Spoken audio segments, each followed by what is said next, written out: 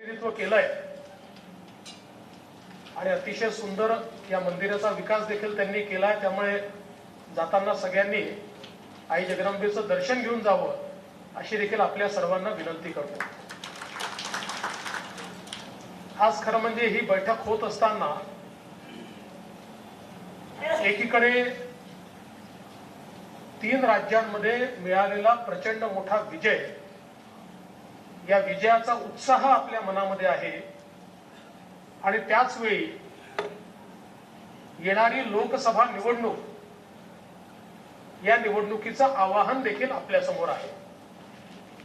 आव्हान मी या अर्थाने म्हणतो की प्रत्येक निवडणूक ही गंभीरतेने घ्यायची असते आणि आता अनेक लोक असं म्हणत होते की ही जी काही 5 राज्यांची निवडणूक आहे, रनअप टू लोकसभा आहे, लोकसभेचं जे काही आहे ते या राज्यांमध्येच त्याचा निर्णय होणार आहे। पण त्याही वेळेस माझं मत ठाम होतं की 5 राज्यांच्या निवडणुकीत विजय तर आपल्याला मिळेल, पण या 5 राज्यात विजय मिळो का न मिळो, लोकांनी एक गोष्ट मनामध्ये पक्की ठेवली आहे की देशाची सूत्र पुन्हा एकदा मोदीजींच्याच हातात आहे।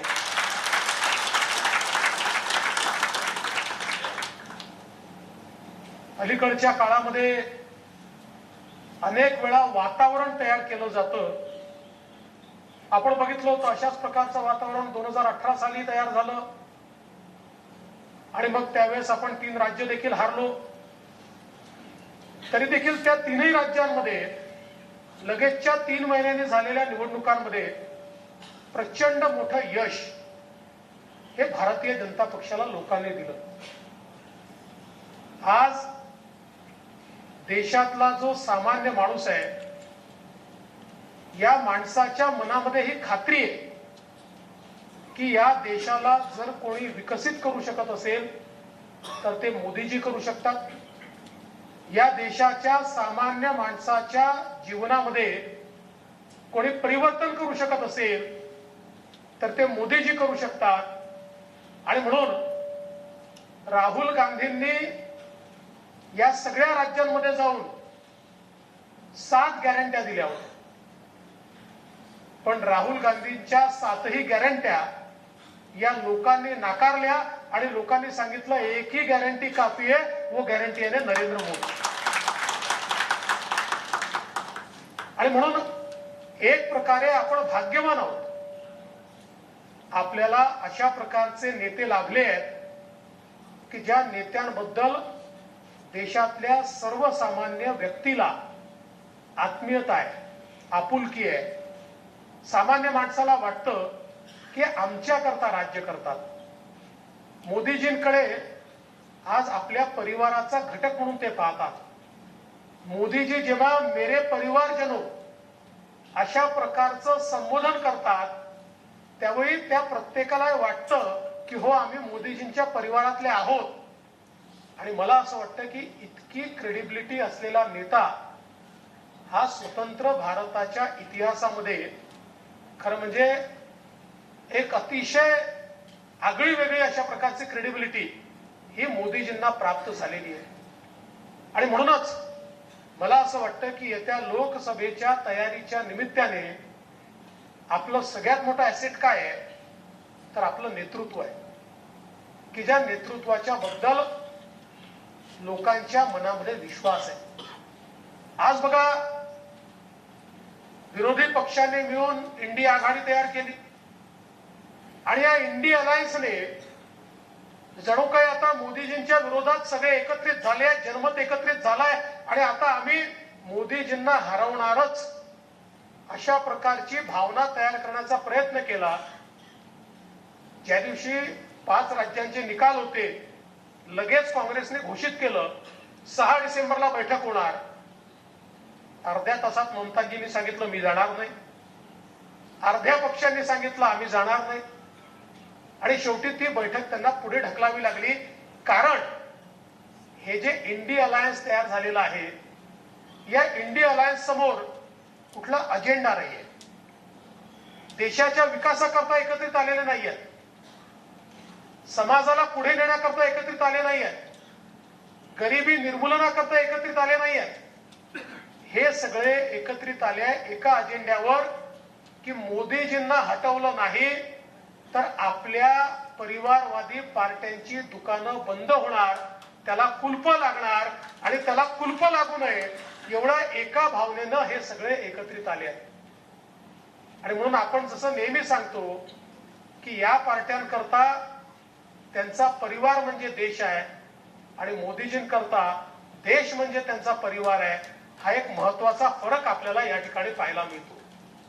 आणि आता महाविजय 2024 हे अभियान आपण सुरू केलंय आणि या अभियानाच्या रूपानं खालपर्यंत संघटनेची रचना आपण केली आहे. आपल्याला सुधीर भाऊंनी निवडणुकांच्या संदर्भात एक काय आपली स्ट्रॅटेजी असली पाहिजे, काय आपण केलं पाहिजे, हे अतिशय चांगल्या प्रकारे सांगितलेलं आहे. आणि मुळातच विजयाची भावना घेऊन आपल्याला मैदानात उतरायचं आहे, पण ते उतरत असताना अति आत्मविश्वास किंवा आपण तर जिंकणारच आहोत ही जी भावना आहे की आता आम्ही काही नाही केलं तरी आहे मोदीजींचं नाव, आम्ही जिंकणारच आहोत, अशा भावनेमध्ये जर आपण गेलो तर मला असं वाटतं की मोदीजी जी काही मेहनत करतात त्या मेहनतीला साजेसं आपलं काम होणार नाही. आणि म्हणून पहिल्यांदा तर पुढचे 3-4 महिने आणि मग त्याच्यानंतर विधानसभेची तयारी चालू होईल. त्यामुळे मी असं म्हणतो की पुढचे एक 9-10 महिने आपल्याला आपला पूर्ण वेळ, आपली पूर्ण क्षमता ही आता पक्षाकरता आणि पक्षाच्या कार्याकरता देणं आवश्यक आहे. आज महाराष्ट्रामध्ये आपलं सरकार आहे, एकनाथराव शिंदेजी यांच्या नेतृत्वात हे सरकार चालत आहे. 3 पक्ष आपण सोबत आहोत, भारतीय जनता पार्टी आहे, शिवसेना आहे, अजितदादांची राष्ट्रवादी आपल्या सोबत आहेत. 3 पक्ष मिळून आपण सरकार चालवतो आणि लोकसभेची निवडणूक असो की विधानसभेची निवडणूक असो, दोन्ही निवडणुका 3ही पक्ष आपण एकत्रित लढणार आहोत.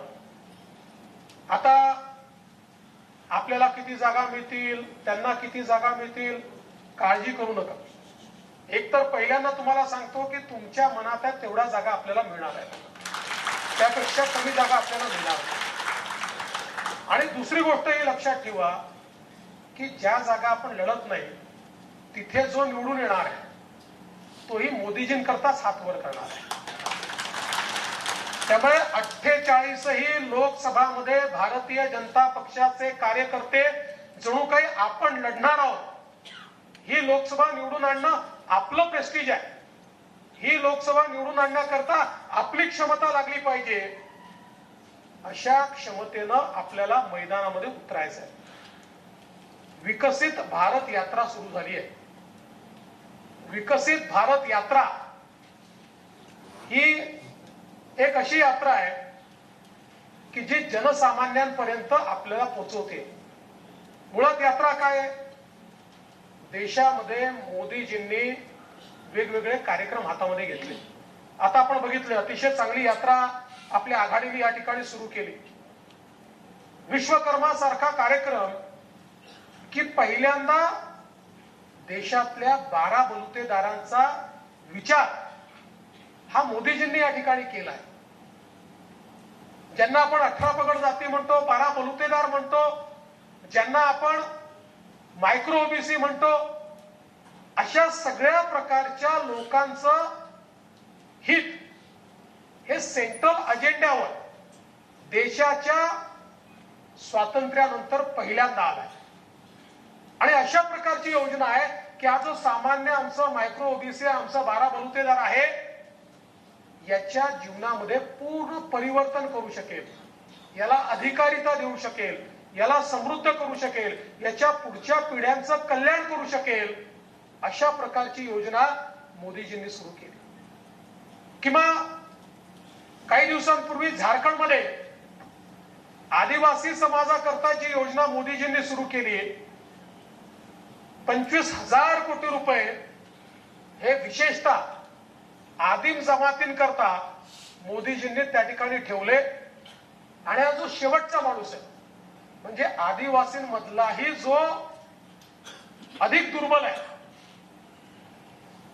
हे प्रिमिटिव्ह ट्राईब्स आहेत की ज्यांच्याकडे लक्ष दिलं नाही तर कदाचित हे संपून जातील, एक्सटेंट होतील. अशा प्रकारचे जे ट्राईब्स आहेत की ज्यांच्यामध्ये आजही जर आपण बघितलं की यांच्यातले 60-70% लोक आजही बेघर आहेत, त्यांच्यापर्यंत कुठलाही विकास पोहोचलेला नाहीये. या शेवटच्या माणसाची चिंता करत पुढच्या 3 वर्षामध्ये पीव्हीटीजी मधला एकही आदिवासी हा बेघर राहणार नाही. प्रत्येकाचं घर असेल, त्या प्रत्येक पाड्यामध्ये रस्ता असेल, त्या प्रत्येक पाड्यामध्ये पिण्याचं पाणी असेल, त्या प्रत्येक पाड्यापर्यंत लाईटची व्यवस्था गेली असेल, मोबाईलचं टावर गेलेलं असेल. कारण आज मोबाईल कनेक्टिव्हिटी हे आर्थिक अधिकारितेचं सगळ्यात मोठं साधन आहे आणि म्हणून ते गेलं असेल, रोजगाराच्या संधी तिथे गेल्या असतील. अशा प्रकारची व्यवस्था आज या कार्यक्रमाच्या माध्यमातून त्यांनी केली आहे. आणि म्हणून हे जे सगळे कार्यक्रम आहेत, विकसित भारत संकल्प यात्रा ही सॅच्युरेशन पद्धतीनं लोकांपर्यंत योजना पोहोचवण्याची एक यात्रा आहे. एका परिवाराला जेवढ्या प्रकारच्या योजनांचे लाभ मिळू शकतात ते सगळे लाभ हे त्यांच्यापर्यंत पोहोचवण्याकरता ही विकसित भारत संकल्प यात्रा त्या ठिकाणी चालली आहे. आणि म्हणून मला असं वाटतं की या यात्रेमध्ये भारतीय जनता पक्षाचा प्रेझेन्स, यात्रा सरकारी आहे, आपण काही झेंडे घेऊन गेलं पाहिजे असं कोणाचं मत नाही, पण भारतीय जनता पक्षाच्या कार्यकर्त्याचं काम काय आहे तर योजना सरकारच्या लोकांपर्यंत पोहोचवायच्या आहेत. मग ही यात्रा नीट गेली की नाही त्याची चिंता करणं, तिथे लोक उपस्थित आहेत की नाही चिंता करणं, जी काही कमी असेल ते त्या ठिकाणी करणं, लोक एकत्रित करणं, लाभार्थी त्या ठिकाणी त्यांच्यापर्यंत लाभ पोहोचवणं, त्यांना त्या लाभांशी जोडून देणं, या सगळ्या गोष्टी आपल्याला करायच्या आहेत. आज आपण पाहू शकतो की आज केंद्रातले 8 मंत्री हे महाराष्ट्रामध्ये वेगवेगळ्या भागांमध्ये या यात्रेच्या निमित्ताने चालले आहेत. त्यामुळे मला असं वाटतं की पुढचा काळ, आणि हे लक्षात ठेवा की ही जी यात्रा आहे ही यात्रा खऱ्या अर्थानं सामान्य माणसाला मोदीजींशी जोडणारी यात्रा आहे. हा नुसता संकल्प यात्रेचा रथ नाहीये, हा मोदीजींच्या गॅरंटीचा रथ आहे. जी गॅरंटी लोकांपर्यंत पोहोचते, जी गॅरंटी केवळ शब्दांपुरतं मर्यादित नाही आहे. आणि म्हणून हा जो काही विकसित भारत संकल्प यात्रेचा रथ आहे याचं योग्य स्वागत होणं, तो गावोगावी पोहोचणं, त्याच्यापुढे लोक उपस्थित राहणं, याकरता आपण प्रत्यक्ष लक्ष घालण्याची आवश्यकता. एक गोष्ट मी आपल्याला प्रकर्षाने सांगू इच्छितो की आज महाराष्ट्रामध्ये सामान्य माणसाला मोदीजींचं आकर्षण आहे. काही लोक म्हणतात नाही ते हिंदी भाषी पट्ट्यात आहे, ते इकडे आहे, ते तिकडे आहे. याला काहीच अर्थ नाहीये. हे जे काही सांगितलं आता, जर मोदीजींचं आकर्षण महाराष्ट्रातल्या सामान्य माणसाला नसतं तर 2 लोकसभेच्या निवडणुका 42 जागा आपण या ठिकाणी महाराष्ट्रामध्ये जिंकू. आणि अशा ठिकाणी जिंकलो की जिथे कल्पना केली नव्हती, अशा मतदारसंघांमध्ये जिंकलो. हे का जिंकू शकलो? याचं कारण महाराष्ट्रातल्या सर्वसामान्य माणसाला हे वाटतं की आपल्या राज्यामध्ये जो काही विकास होऊ शकतो, आपल्या देशात जो काही विकास होऊ शकतो तो मोदीजींच्या माध्यमातूनच होऊ शकतो. पण एक गोष्ट लक्षात ठेवा, आता ही जी निवडणूक आपण जिंकलो ना 3 राज्याची, याने आपलं मनोबल जसं उंचावलंय तसं विरोधकांचं मनोबल हे खच्ची तर झालंच आहे, पण ते एका डॅमेजिंग मानसिकतेमध्ये पोहोचले. एक हिंदीमध्ये म्हणतात हम न खेले खेल बिगाडे. अशा प्रकारची मानसिकता तयार झाली आहे. आपण वर्षानुवर्ष विरोधी पक्षात काम केलं, पण विरोधी पक्षात काम करत असताना आपण सत्तेचे विरोधक होतो, आपण देशाचे विरोधक नव्हतो, आपण विकासाचे विरोधक नव्हतो, आपण समाजाचे विरोधक नव्हतो. आपण वैचारिक विरोध त्या पक्षांना केला, त्यांच्या विचारधारेला केला. आणि म्हणून बोलत असताना कधी आपण देशाची हानी होईल, देशामध्ये समाजामध्ये विघटन होईल अशा प्रकारे आपलं वर्तन आणि वक्तव्य कधी राहिलं नाही. पण दुर्दैवाने महाराष्ट्रात आणि देशात आज ज्या प्रकारचा विरोधी पक्ष मानसिकतेत गेलाय, आता काय वाटेल ते करायचं, आपल्या अस्तित्वाची लढाई आहे. खोटं बोला, रेटून बोला. आता त्यांना देशाची चिंता नाहीये, त्यांना समाजाची चिंता नाहीये, त्यांच्या वागणुकीचा काय दूरगामी परिणाम आहे याची चिंता नाहीये. एक अनार्किस्ट अशा प्रकारच्या भूमिकेमध्ये ते पोहोचले आहेत आणि म्हणून खऱ्या अर्थानं सावध राहण्याची आवश्यकता आहे. आज आपण पाहतोय रोज भूमिका बदलत आहे आणि महाराष्ट्रामध्ये ज्या प्रकारे उद्धव ठाकरेंची सेना आणि शरद पवारांची राष्ट्रवादी आणि अर्थातच काँग्रेस ज्या प्रकारच्या भूमिका हे लोक घेत आहेत, यांना प्रदेशाची चिंता नाहीये, समाजाची चिंता नाहीये. यांना केवळ सत्तेच्या राजकारणामध्ये आपलं अस्तित्व कसं टिकवता येईल इतक्यापुरतं आता यांची कारवाई मर्यादित आहे. आणि म्हणून मला असं वाटतं की येणारे दिवस हे अधिक सावधानतेने आपल्याला त्या ठिकाणी काढावे लागणार आहे. आपण बघा, मराठा आरक्षणाच्या संदर्भात आज राज्यामध्ये मोठी आंदोलनं चालली आहेत. आपण जर मराठा आरक्षणाचा इतिहास काढून पाहिला तर मराठा आरक्षणाला सर्वाधिक विरोध कोणी केला असेल तर तो शरद पवारांनी केला. शरद पवारांनी केला, इतिहास बघा. आणि अगदी महाविकास आघाडीचं सरकार होतं त्याही वेळी आपण सुप्रियाताई सुळेंचं वक्तव्य ऐकलं असेल तर मराठा आरक्षणाशिवाय दुसरे प्रश्न नाही आहेत का, त्याच्यापेक्षा मोठे प्रश्न या महाराष्ट्रासमोर आहे असं म्हणून निघून जाणाऱ्या सुप्रियाताई, की ज्यांना वारंवार ही संधी मिळाली, त्यांच्या मनामध्ये असतं तर मंडल आयोग लागू झाला त्यावेळी देता आलं असतं. त्यांच्या मनामध्ये असतं तर वेगवेगळे जे काही निवाडे सर्वोच्च न्यायालयाचे आले त्याच्या आधी तर कोण कुठल्या यादीत आहे कोणी विचारतही नव्हतं, तेव्हा देता आलं असतं. पण त्यांना कधी द्यायचंच नव्हतं. त्यांना समाजांना झुंजवत ठेवण्यामध्ये जास्त रस आहे. त्यांचं राजकारण कसं आहे, लोक झुंजत राहिले तर आमच्याकडे नेतेपद येईल आणि म्हणून झुंजवत ठेवायचं. या महाराष्ट्रामध्ये आपलं सरकार असताना आपण मराठा समाजाला आरक्षण दिलं. केवळ आरक्षण दिलं असं नाही तर त्याच वेळी ते आरक्षण आपण हायकोर्टामध्ये टिकवून दाखवलं. सर्वोच्च न्यायालयामध्ये आपलं सरकार असेपर्यंत ते टिकलं. आपलं सरकार गेल्यानंतर त्याच्यावर स्थगिती आली आणि आता हेच लोक मोठी तोंड करून सांगतात. मला तर आश्चर्य वाटतं, ज्यावेळी उद्धव ठाकरे आरक्षणाच्या संदर्भात बोलतात, कारण त्यांची तर भूमिका होती मंडल आयोगाला विरोध करणारे हे लोक होते. ओबीसीला आरक्षण देऊ नये म्हणून त्या ठिकाणी मंडल आयोगाच्या विरोधात भुजबळ का बाहेर पडले त्या काळामध्ये, कारण तुम्ही मंडल आयोगाला विरोध केला होता आणि आता तुम्ही तोडवर करून सांगताय. आणि म्हणून एक गोष्ट लक्षात ठेवली पाहिजे की आपलं कमिटमेंट पक्का आहे.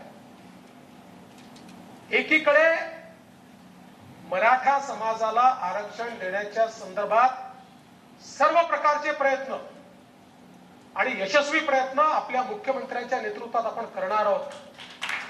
पण त्याच वेळी कुठल्याही परिस्थितीमध्ये ओबीसी समाजावर आम्ही अन्याय होऊ देणार नाही, काही झालं तरी होऊ देणार.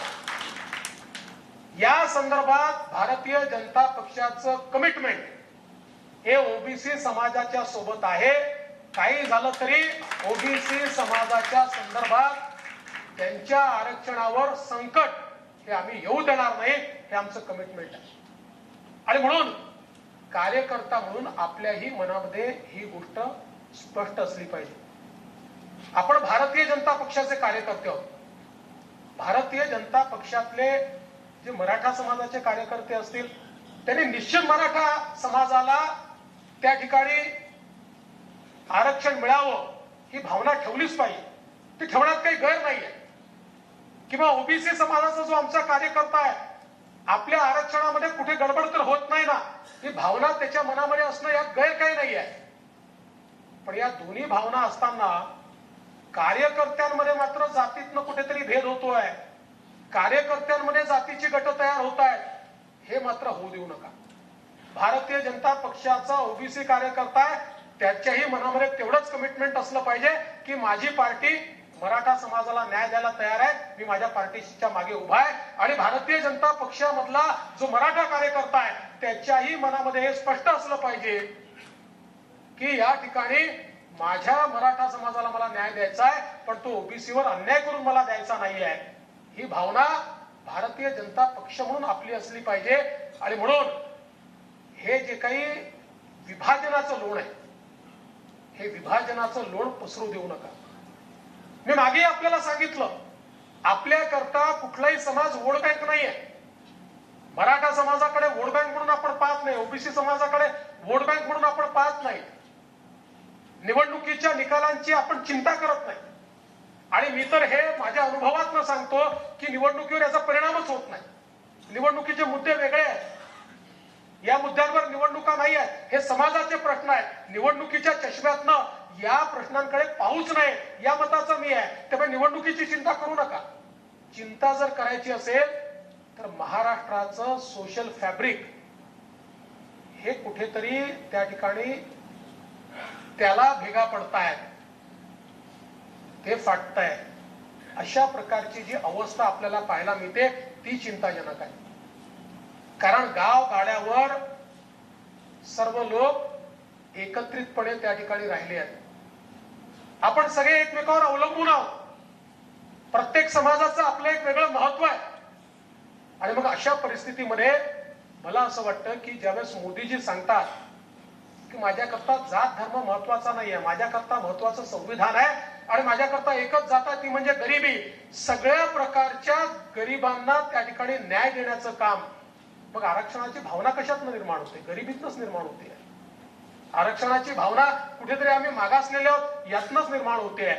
त्यामुळे आरक्षण महत्वाचं आहे ते तर देऊच, पण त्याच्यासोबत जोपर्यंत हे मागासलेपण आपण दूर करणार नाही तोपर्यंत कितीही आरक्षण आपण दिलं तरी देखील समाजातलं ही जी भावना आहे की आम्ही मागासलेले आहोत ही भावना दूर होऊ शकणार नाही. आणि म्हणूनच मागच्या काळामध्ये वेगवेगळ्या समाजांकरता आपण वेगवेगळे निर्णय घेतले. आज अण्णासाहेब पाटील आर्थिक विकास महामंडळाच्या माध्यमातून मराठा समाजामध्ये 70,000 उद्योजक तयार करण्याचं काम आपण त्या ठिकाणी केलंय. आज या ठिकाणी महाज्योतीच्या माध्यमातून ओबीसी समाजाकरता फेलोशिप पासनं स्कॉलरशिप पासनं तर मला अतिशय आनंद वाटतो की आता आपण म्हणजे मी जेव्हा मुख्यमंत्री होतो आपण घोषणा केली होती, मध्यंतरीच्या सरकारने आपण घोषणा केली होती की 36 हॉस्टेल आम्ही ओबीसी करता तयार करणार. 2.5 वर्ष सरकार यांचं होतं, यांनी घोषणा केली, त्यांनी 36 म्हटले होते, आम्ही 72 करणार. एक हॉस्टेल सुरू केलं नाही. पण आज मला आनंद आहे की आपले मंत्री अतुल सावे यांना आपण सांगितलं, त्यांनी पाठपुरावा केला आणि 52 हॉस्टेल सुरू होत आहेत ओबीसी समाजामध्ये. 52 आणि उरलेले 20 हॉस्टेलची पण जागा आता आपण शोधतो. पण 52 हॉस्टेल हे तयार होत आहेत. आणि या व्यतिरिक्त ज्यांना हॉस्टेलमध्ये जागा मिळणार नाही अशा आमच्या विद्यार्थ्यांना त्या ठिकाणी आपण योजना तयार केली आहे. त्यांना आपण कॅशमध्ये पैसे देणार आहोत. राहण्याची व्यवस्था, खाण्याची व्यवस्था, पुस्तकांची व्यवस्था याकरता त्यांना त्या ठिकाणी स्वयंसारख्या योजनेच्या माध्यमातून त्यांना आपण मदत करणार आहोत. म्हणजे पहिल्यांदा अशा प्रकारे समाजाचा विचार झालाय. ओबीसी समाजातही जे दुर्बल आहेत, जे मायक्रो ओबीसी आहेत, त्यांचा विचार आपण या ठिकाणी केलेला आहे. आणि त्यांच्याकरता वेगवेगळी महामंडळं त्या ठिकाणी सुरू करून त्या समाजातल्या मुलांना आपल्याला रोजगार कसा देता येईल, स्वयंरोजगार कसा देता येईल, या संदर्भातला प्रयत्न आपण त्या ठिकाणी केलेला आहे. आणि म्हणून मला असं वाटतं की कोणी काही नरेटिव्ह तयार करू द्या, हे लोक फक्त माध्यमात दिसणार आहेत. आणि माध्यमांचा असर जर झाला असता तर भारतीय जनता पार्टी कधीच निवडून आली नसती. मी असं म्हणत नाही, माध्यमांचं एक महत्वाचं रोल आहेच, पण ज्या वेळेस एखादा नरेटिव्ह हा सत्यापासून विपरीत असतो, ज्या नरेटिव्ह मध्ये केवळ राजकारण आहे, ज्याच्यात सत्य नाही आहे, अशा प्रकारचा नरेटिव्ह तुमचं भाग्य कधीच बदलू शकत नाही.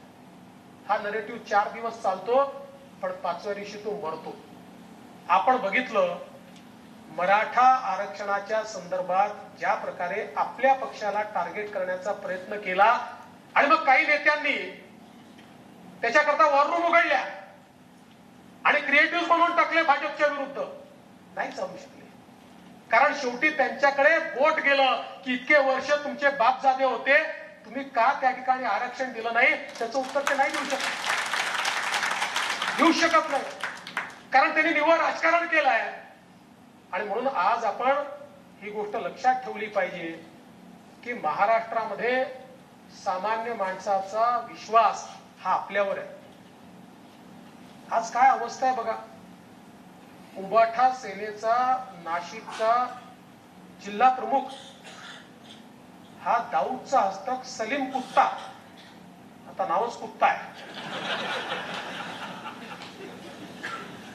या कुत्तासोबत स्वतःच्या फार्म हाऊसवर कुत्त्याकरता पार्टी ठेवतो आणि काय डान्स त्या कुत्त्यासोबत त्याचा, म्हणजे जसं काही सेलिब्रेशन चाललंय. एखादा स्वातंत्र्य संग्राम सेनानी जेलमधनं सुटून आलाय अशा प्रकारचं त्या ठिकाणी सेलिब्रेशन चाललेलं आहे. आणि शरम वाटली पाहिजे. या महाराष्ट्रामध्ये दाऊदनी बॉम्बस्फोटाच्या माध्यमातून केवळ बॉम्बस्फोट केला असं नाही आहे, देशाच्या सार्वभौमतेला चॅलेंज केलं होतं, आव्हान दिलं होतं की मी एक व्यक्ती भारताला हलवून सोडू शकतो. देशाच्या सार्वभौमतेला एक प्रकारचं आव्हान देण्याचं काम ते त्या ठिकाणी दाऊदनी केलं होतं. आणि त्या दाऊदच्या साथीदाराच्या सोबत तुम्ही त्या ठिकाणी डान्स करता, ही अवस्था आहे. आणि आता हे लोक आपल्याला राष्ट्रवाद शिकवणार, हे आपल्याला हिंदुत्व शिकवणार. आज खरं म्हणजे ज्या प्रकारचं पतन बघा, ते आपले विरोधक असतील पण तरी मला दुःख आहे, कारण हिंदू हृदय सम्राट शिवसेना प्रमुख बाळासाहेब ठाकरे हे आपल्याकरता नेहमीच वंदनीय राहिलेले आहेत.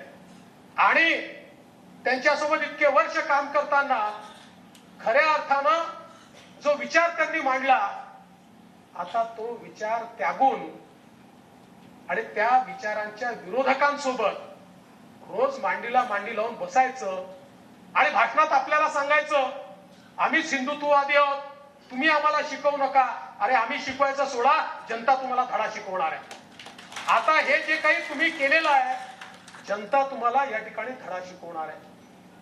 आज मी एक या निमित्ताने सांगू इच्छितो की हे जे काही 3 पक्ष तिकडे एकत्रित आहेत, काँग्रेस पक्षाची तर काय अवस्था आहे सांगण्याची आवश्यकता नाही. मगाशी सुधीर भाऊंनी सांगितले खरं आहे की राहुल गांधी हे ईश्वराने आपल्याला दिलेलं वरदान आहे.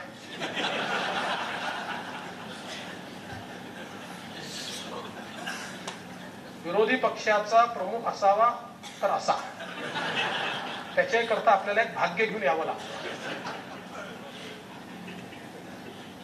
पण तीच अवस्था त्यांची आज सगळी सर्व दूर आहे.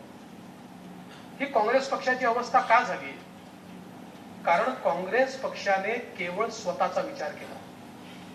पक्ष संघटना याचं महत्व संपलं.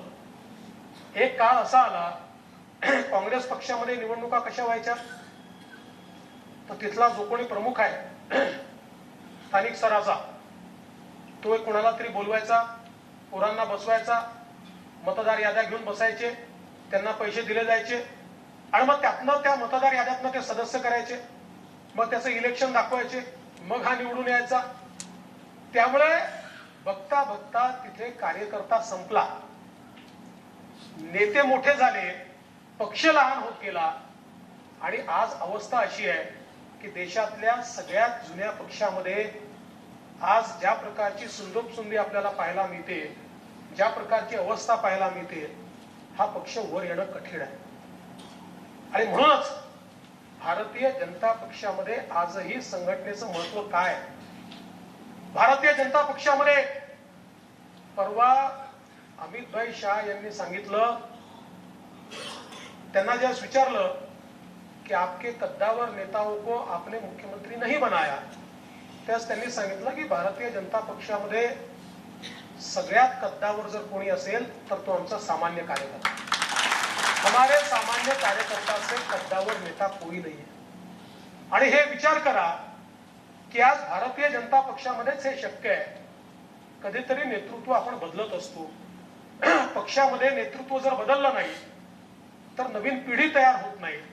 याचा अर्थ ज्यांना बदललं त्यांच्यात काही कमतरता आहे का? ती बिलकुल नाही आहे. किंबहुना त्यांचे रोल बदलत असतात, त्यांच्याकडे काही नवीन रोल येत असतात. अशाच प्रकारे पक्ष चालत असतो. काँग्रेसमध्ये हे बदल त्यांना कधी करताच आले नाही.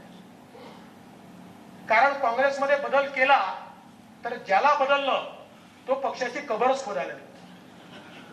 हे भारतीय जनता पक्षामध्ये शक्य आहे की वेगवेगळे रोल हे सहजतेने स्वीकारले जातात. कालपर्यंत ज्याच्याकडे सर्वोच्च रोल होता त्याला जर सांगितलं की तू दुसरा रोल स्वीकार तर तो स्वीकारतो. कारण भारतीय जनता पक्षाच्या नेत्यांना या गोष्टीची कल्पना आहे की आपलं नेतृत्व मोठं झालंय ते कार्यकर्त्यांमुळे, आपलं नेतृत्व मोठं झालंय ते पक्षामुळे. आज ही जी ऊर्जित अवस्था दिसते ते मोदीजींनी जे बलिदान दिलं.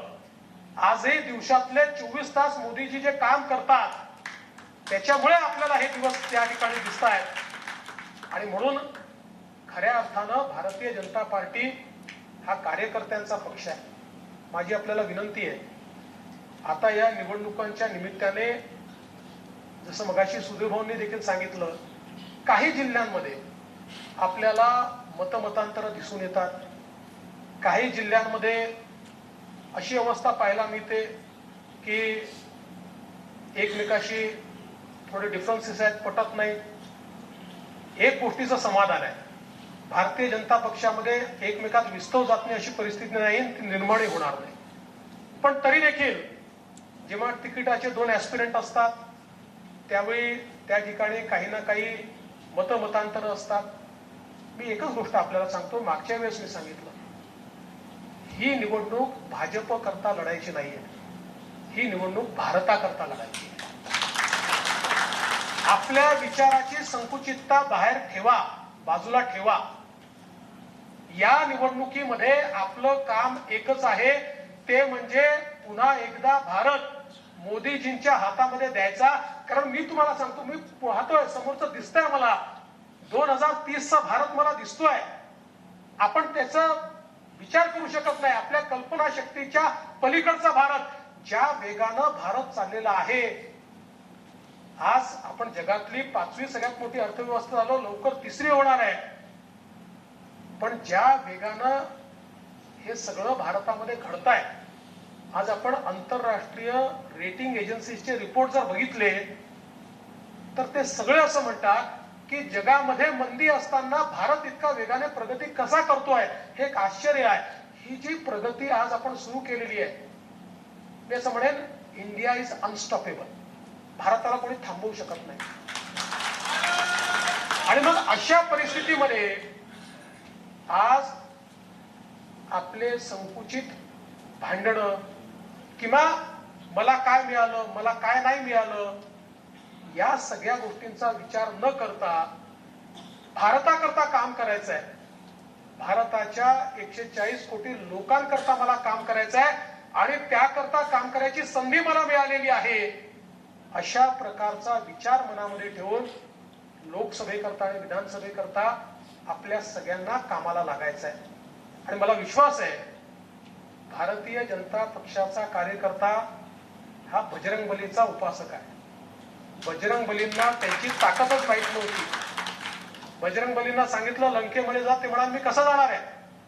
आणि जेव्हा त्यांना त्यांची ताकद सांगितली की तुम्ही तर लहानपणी सूर्य गिळायला निघाला होता, ही तुमची क्षमता आहे, तुमच्या क्षमतेचा वापर करा, ते सांगितल्यावर 2 उड्या मारून बजरंग बली लंकेमध्ये गेले आणि त्याच्यानंतर काय करून आले हे आपल्या सगळ्यांना त्या ठिकाणी माहिती आहे. तसेच बजरंग बलीचे उपासक आपण आहोत.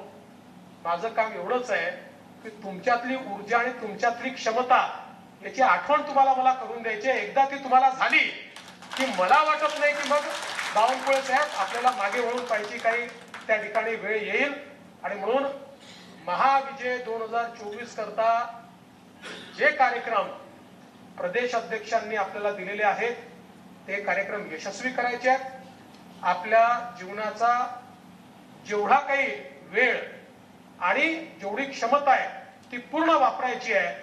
आणि पुन्हा एकदा भारत मातेला सुजलाम सुफलाम करण्याकरता, भारत मातेला सर्वोच्च पदावर नेण्याकरता आणि भारतातले दीन दलित, गोरगरीब, आदिवासी, शेतकरी, शेतमजूर, वंचित, दलित, आदिवासी या प्रत्येकाच्या जीवनामध्ये परिवर्तन करण्याकरता हा देश मोदीजींच्या हातात गेला पाहिजे.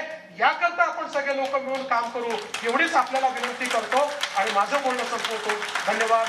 जय हिंद, जय महाराष्ट्र. भंडाऱ्याची उधळण म्हणजे